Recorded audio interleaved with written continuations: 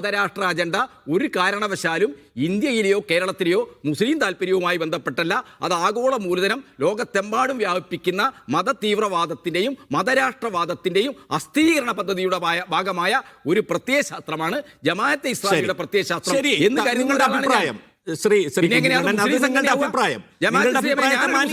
കാണുന്നില്ല. മാനിക്കുന്നു.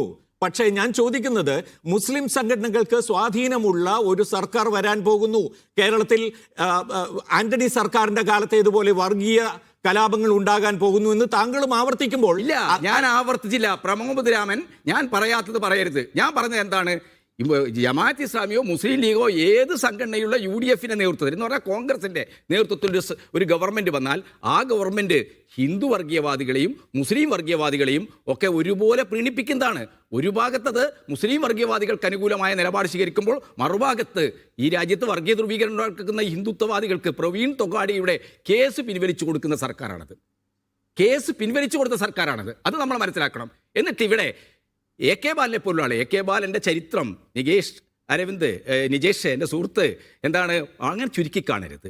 അദ്ദേഹത്തിന് കേരളത്തിൻ്റെ വിദ്യാർത്ഥി നവരാഷ്ട്രീയവുമായി ബന്ധപ്പെട്ട ഒരു ചരിത്രമുണ്ട്.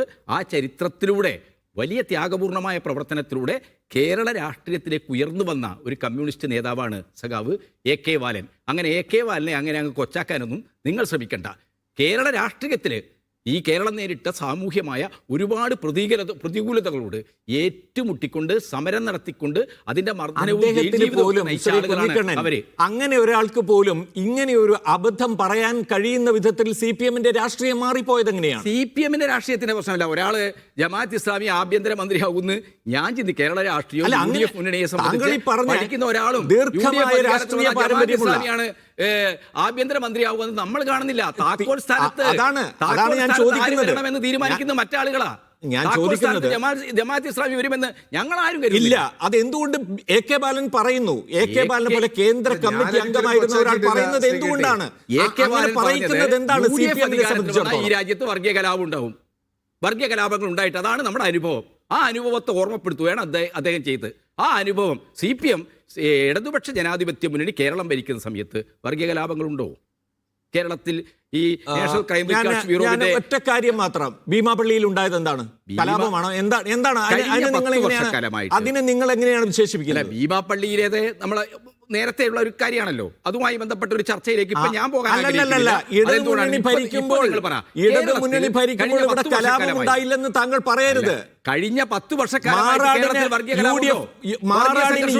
മറുപടി പറയണമെങ്കിൽ. എന്നാൽ കോൺഗ്രസും BJPയും ഭരിക്കുന്ന സംസ്ഥാനങ്ങൾ എന്താ സ്ഥിതി?